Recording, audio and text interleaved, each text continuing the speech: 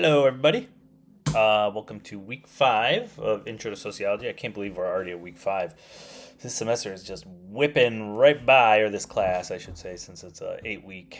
The whole semester, really. I can't believe it's already like this deep into the winter semester. So, anyway, I got all caught up on grading. I am very proud of myself for doing so. And I'm sure you guys are probably really tired, just as I was when I was in undergrad, about hearing your professors and instructors complain about grading because, like, boohoo, do your job, whatever. But it's tough. I have a 9 to 5 job. I got a newborn. I have a 6 month old and a 3 year old. And I have an old house that's got a lot of projects, and it's just life. But I do apologize, so I'm sorry. I got all caught up on everything, and I promise to henceforth stay on top of any grading. So I'll take care of the week 4 grading. It was really interesting. I do really like reading your all's thoughts as you're going through. I don't feel like I say anything because every week there's about, I feel like there's 22 students in the class this week, and everybody is submitting the responses, and the participation is quite high. So pretty much every week I feel like maybe only one or two people don't submit, which is great, and I like to see that. And I do read all of them, and I really only say something if something like kind of stands out to me. So don't take that as like, I don't care. I do really actually do care a lot. I really love reading your all's thoughts about these topics as you're going through. And like I said, I definitely recall being in your position, taking my intro to sociology class, and what made me fall in love with this topic, and make me really interested and want to pursue it. As something for my bachelor's degree, and then on to master's degree, and then on to PhD, and here I am. But anyway, this next week, so I'm actually really looking forward to reading your all's uh, responses for last week for the deviance and social control. I always think that's very interesting. This week is on social stratification, which is, in other terms, where we talk about class. Stratification is actually a very big topic. You may be familiar with that term. You may have heard it in other contexts. Stratification is literally like layering. So you hear it actually in like geology and other natural sciences, where they talk about the stratification of the Earth and like the strata, and also the stratosphere is another way of thinking about stratification and strata. When we talk about social stratification, we are usually talking about, almost always talking about class. That's like the big one, is because we're talking about the way that like society is kind of organized on a class structure. But also there's like gender stratification, just all different types of stratification that exist in society, where like one group is kind of the powerful group over the others. I'm trying to think of like, trying to choose my words carefully here, because this, like I said, this week we are this is almost exclusively talking about class, because as you see next week we are talking about gender, sex, sexuality, and marriage, and these are forms of stratification, like, make no doubt about it. But they're kind of like informed by the original stratification. But also, when you get really more into it and you start thinking about concepts like intersectionality, that like your class really affects your understanding of gender, and it affects your understanding of your race. And then there's racial stratification, which is what we'll talk about later in the class as well. These things are really inseparable. So please just like suspend your criticisms, if you will, on that topic. And I feel like I always, I think I mentioned this before. I grew up very poor. My parents are immigrants. I know some of you have probably similar experience. I've sort of picked that up through the response I've gotten in the not quiz questions. I feel like the older I get, the more I appreciate poor people and working people and just regular people. This moment that we're in politically in this country, we all have a lot of opinions about what's going on in this country right now. But I will say that I feel like what unites all of us normal people, I would consider myself, I'm a weird person in a lot of ways, but I would consider myself a normal person. I have a normal job.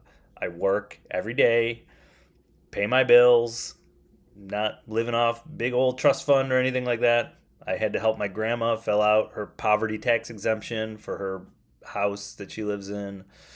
We're just like a few paychecks away from being out on the street, just like most normal people. If heaven forbid I was to lose my job and not able to find a new one relatively quickly, we would be in pretty tough straits, just like most normal people. So, with that said, I feel like most of us normal people are just sick to death of rich people and just sick to death of the influence that the wealthy class has over us.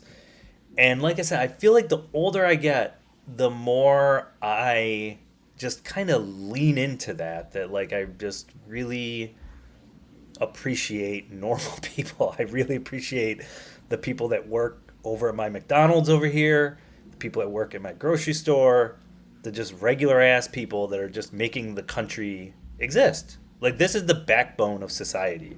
The regular people, the people that stock our shelves at the stores, the people that, come pick up our trash, that work in your, even people working at your doctor's office or reception desk, like all those people working at the bank, just the tellers, it's like these are just, this is, this is the 99%, go back to like what the Occupy movement was about. This is the 99% of people that are out here just living their life, trying to have a dignified life, trying to afford, a decent standard of life, trying to have a decent life for their kids and take care of their, sick family members or whoever they may need to be taken care of. And I feel like, yeah, like I said, I think just, this moment that we're in this country, if nothing else unites the right and the left, wherever you're at politically, is that we are just sick to death of the influence of rich people. I just don't know how else to put it.